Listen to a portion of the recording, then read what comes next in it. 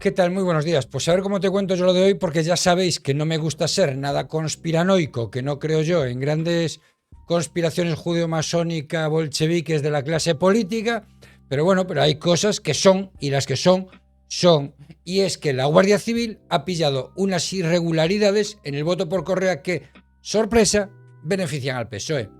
Pero ojo, que es que esto no es un caso aislado. En España el pucherazo es más viejo que el hilo negro.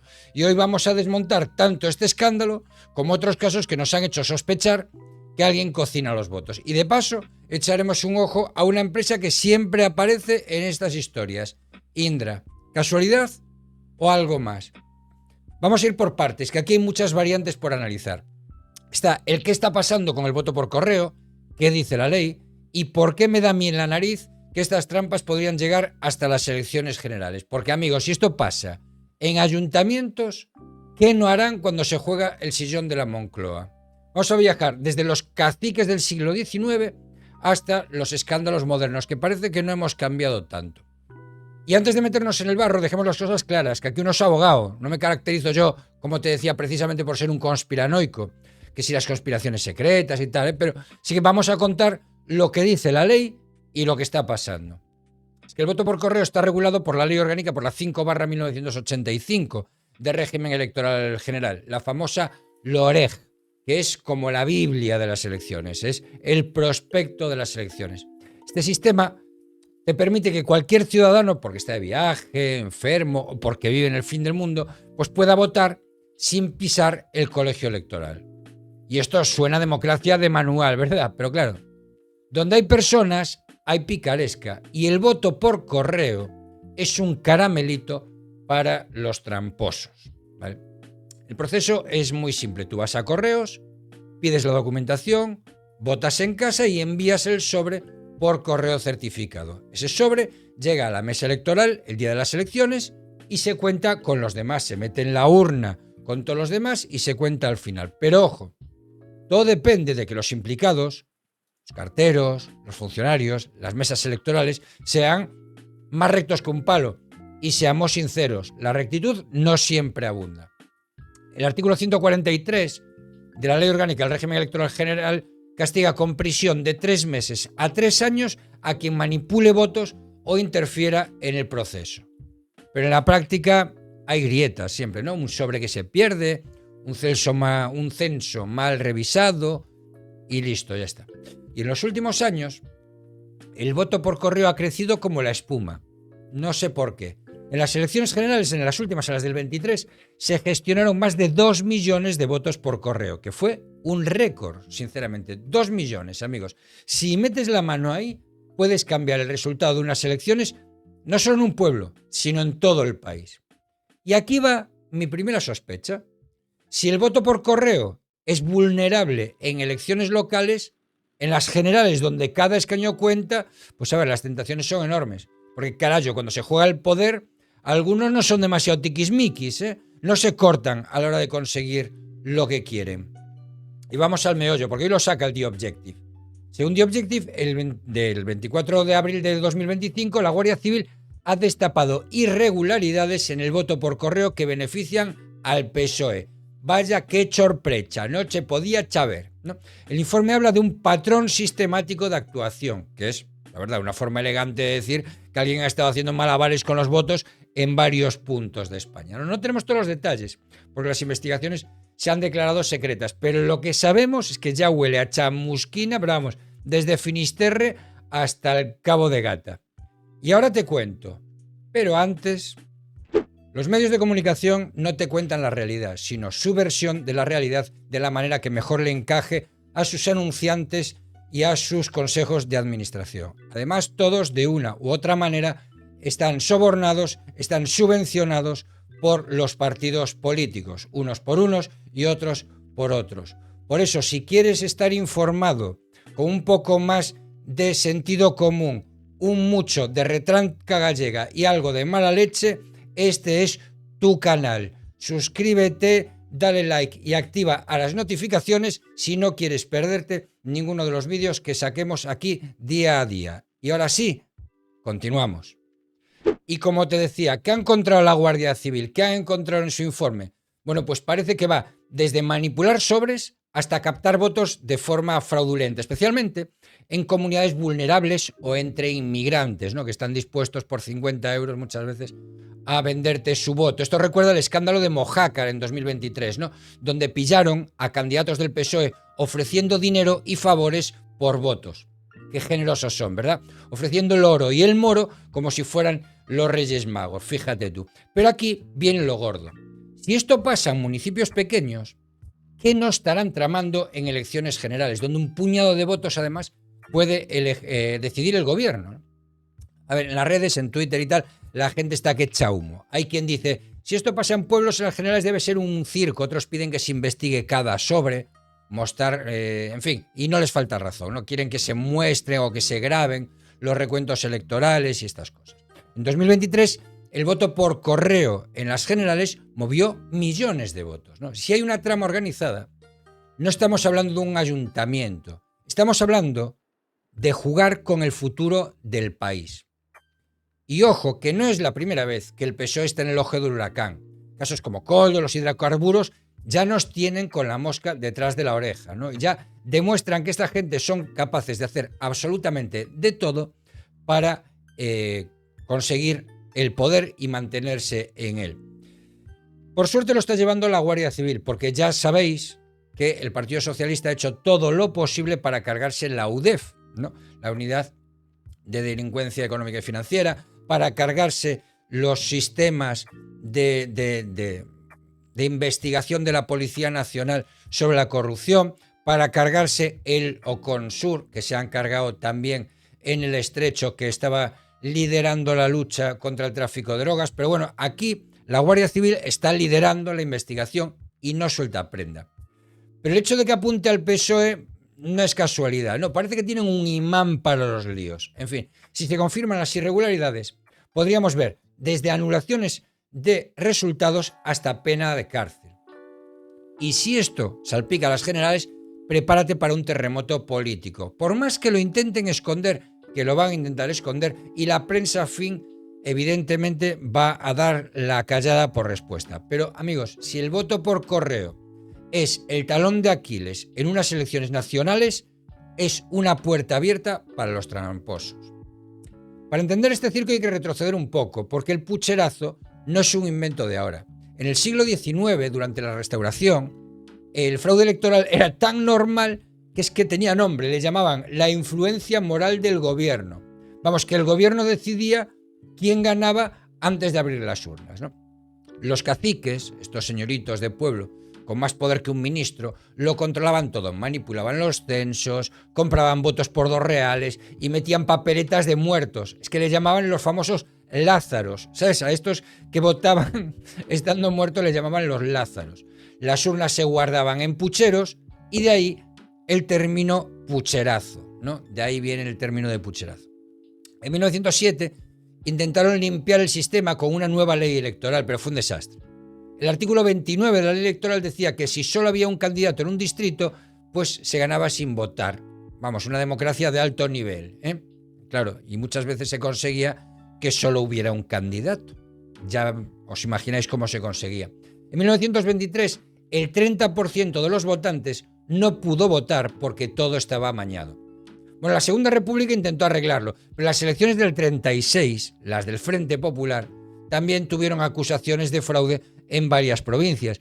Y no es que hubiera acusaciones de fraude, es que se comprobó que había habido fraude en diversas provincias, que este fraude perjudicaba a las derechas, que beneficiaba a los partidos del Frente Popular, y al final esto, sumado a que empezaron a quemar iglesias, a matar sacerdotes y obispos, que mataron incluso al líder de la oposición, pues llevó al alzamiento militar y al golpe de Estado de 1936. Y luego, pues los 40 años en los que ya se votaba bastante menos, por cierto. Bueno, con la democracia, desde el 77, el sistema se blindó con la LOREG, con la Ley Orgánica del Régimen Electoral General.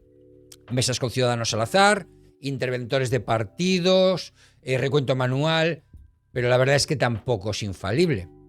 Un censo inflado, un voto por correo perdido o un fallo informático pueden cambiar el resultado. Y aquí va mi sospecha. En elecciones generales, con millones de votos en juego, Un pucherazo moderno no necesita pucheros, basta con un par de errores en el momento justo, porque además las elecciones muchas veces se deciden por esta o aquella mesa electoral, o este o aquel colegio electoral en esta provincia y en esta otra, ¿vale? Hay muchas provincias donde está muy cerca el tener diputado o no tenerlo, y 10 diputados arriba, 10 diputados abajo pueden cambiar una convocatoria electoral. Evidentemente, tú no puedes hacer que el PACMA gane con mayoría absoluta o que el PSOE se convierta en extraparlamentario. Pero sí subir 4 o 5 escaños arriba o abajo no es algo tan descabellado. Y cuando de eso se trata, el que sigas en el poder o no, es una tentación muy grande. Y eso, vamos a saltar ahora del pucherazo del siglo XX al siglo XXI, en el que el pucherazo ya no es solo cosa de caciques con bigote. En los últimos años, el voto por correo ha sido el protagonista de varios escándalos, porque no es algo nuevo, no es algo que nos estemos inventando ahora. En 2023, Melilla y Mojácar fueron el colmo. En Melilla, casi el 20% de la población pidió votar por correo, algo que ya te olía a chamusquina, ¿no? La Guardia Civil investigó y destapó una trama de compra de votos que salpicó a dos, al PSOE y a Coalición por Melilla. En Mojácar lo mismo. Candidatos del PSOE pillados ofreciendo dinero y favores, mordidas, historias, a cambio del voto por correo del PSOE. Qué bonito. Como una subasta benéfica, pero con votos. Pero no solo en pueblos. En las elecciones generales del 2016, cuando Unidos Podemos perdió 1 millón de votos frente a las encuestas, las redes estallaron con acusaciones de pucherazo y tal, y señalaron al voto por correo y al recuento. Y los focos apuntaron a Indra, la empresa que transmite los datos electorales al Ministerio del Interior. Indra, esa empresa que siempre está en el ojo del huracán, pero nunca se moja. Y aquí te voy a decir mi opinión, pero antes 20 segundos para el anuncio del patrocinador de este canal.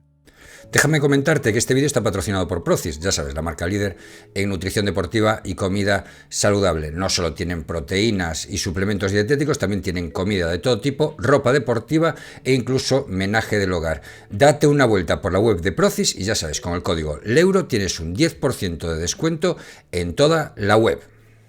Aquí hay dos cosas. La primera, el que tiene unos resultados que no se esperaba conforme a las encuestas, siempre va a acusar de pucherazo. Y eso son acusaciones sin fundamento en las que yo no creo demasiado. Pues las acusaciones que hace Podemos de vez en cuando o algún otro partido que también se considera infrarrepresentado, yo ahí no voy a entrar. Ahora, cuando la Guardia Civil investiga y la Guardia Civil saca datos, ahí es cuando yo lo creo, ¿no? Es cuando yo les creo. En el 2023, como te decía, tras las generales volvieron las sospechas, ¿no? Usuarios en redes sociales denunciaban anomalías en el recuento, como votos que aparecían y desaparecían, etcétera, etcétera. Yo te digo, cuando la Guardia Civil entra, me lo creo. Antes tengo mis reservas. Y lo de Indra, ¿qué pinta Indra en esto? Pues Indra no cuenta los votos. Eso lo hacen las mesas electorales. Pero sí recoge los datos de los colegios y los envía al ministerio. Y esto es un punto crítico, porque un error técnico en la transmisión puede alterar los resultados provisionales que vemos en la tele. Luego los definitivos ya es otra cosa, porque ya van las sacas a las juntas electorales de zona, etcétera, etcétera, ¿no? Pero bueno, en 2016 y en 2023 se habló de posibles manipulaciones informáticas, aunque nunca se probaron. Pero miña, filliño, cuando el río suena, agua lleva. Y en unas elecciones generales, un fallo en el sistema de Indra podría inclinar la balanza, aunque sea por unas horas. Luego ya veríamos lo que pasaba, ¿no? Otro caso reciente, en 2024, las elecciones catalanas dejaron un misterio en Junts. En Tarragona, Junts sacó unos resultados anómalos, con mesas donde arrasó frente a las encuestas, ¿no? En redes se habló del pucherazo digital, ¿no? Otra vez con Indra en el centro y tal.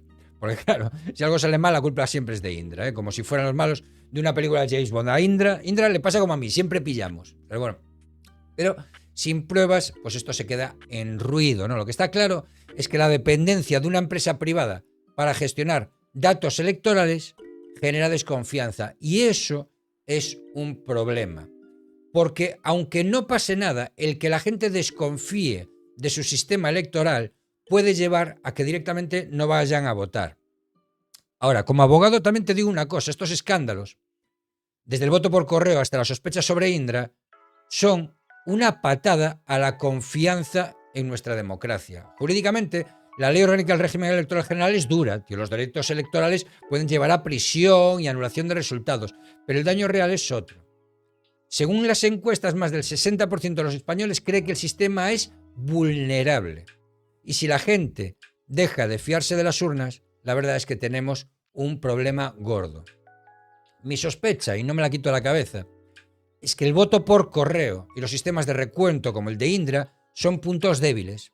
En elecciones generales donde cada escaño cuenta, un error bien colocado puede cambiarlo todo. Y no digo que haya una conspiración mundial, ya te digo, pero después de tantos casos uno empieza como a mirar de reojo, ¿vale? La solución por dónde pasa, por más transparencia, auditar el voto por correo, reforzar los controles y, ¿por qué no?, replantearnos si una empresa privada debería tener tanto peso en el recuento. En resumen, compañero, el escándalo del voto por correo y la larga historia de pucherazos nos enseñan una cosa. La democracia no es un juguete. Desde los caciques hasta las sospechas sobre Indra, siempre ha habido quien quiere meter la mano en las urnas. Si las irregularidades del PSOE se confirman, pues oye, que paguen.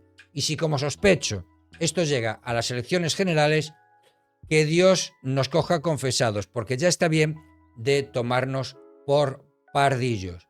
Y mira, ante la duda, yo no voto por correo. Si yo decido que voy a votar al colegio electoral, que un ratito, un domingo, entre que vas a por los churros, te pones el chándal, vas, votas y vuelves. Pero por correo, no. De hecho, además es que te lleva más tiempo votar por correo que hacerlo en urna. Y ahora sí, vamos con la sección más personal del programa. Vamos con el buzón.